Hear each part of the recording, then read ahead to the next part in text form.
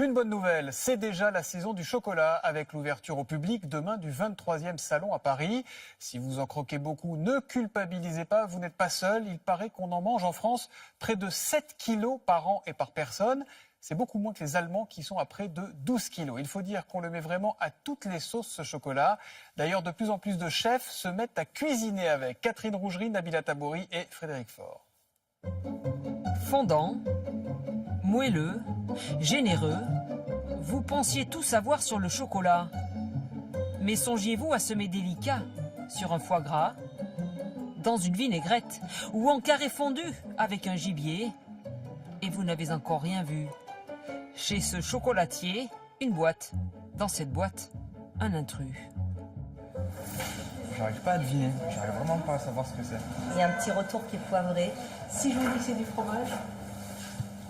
Du chèvre et du cacao. Un alliage étonnant, mais il y a encore plus surprenant. Au cœur de Paris, dans ce restaurant à première vue classique, en cuisine, un ingrédient insolite. Alors là, le foie gras, on vient de le paner dans le gruet de cacao. Le gruet de cacao, c'est l'enveloppe qui recouvre la fève de cacao qu'on a torréfiée et ensuite mixée. Ça va lui apporter un petit goût de torréfaction, un petit goût d'amertume qui va très bien se marier avec l'acidité du chutney et de la compotée de kaki. En salle, les clients apprécient.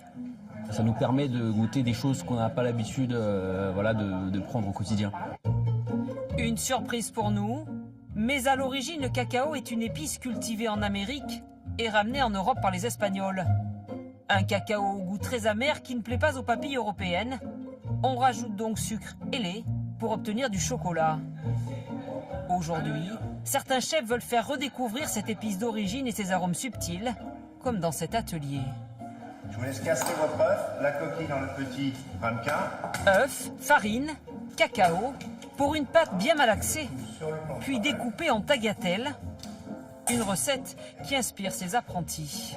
Tournez. Je pense que je vais faire pas mal de recherches pour voir où est-ce qu'on peut aussi utiliser le chocolat et pas que dans les pâtes peut-être. La coquille Saint-Jacques avec un chocolat un peu poivré, ça se marie très très bien. Amateurs de chocolat, les Français songent peu à lui, hors dessert. Et pourtant, dans certains pays étrangers, le cacao en plat salé est une tradition. Au Japon, il cartonne en sushi. En Italie, c'est un ingrédient clé depuis des décennies. À Rome, dans ce restaurant, il accompagne polenta, risotto et gibier. Vous préparez un dessert? Non. Non, c'est du chocolat fondu, c'est pour assaisonner mon sanglier. Fruits confits, cannelle et surtout cacao pour adoucir le goût du sanglier. La première fois que j'ai vu préparer ce plat, c'était chez mes grands-parents en Toscane, où on vivait et ma mère le faisait aussi. Recette traditionnelle ou tendance très actuelle, autant d'occasions de profiter des bienfaits du cacao sans excès de sucre.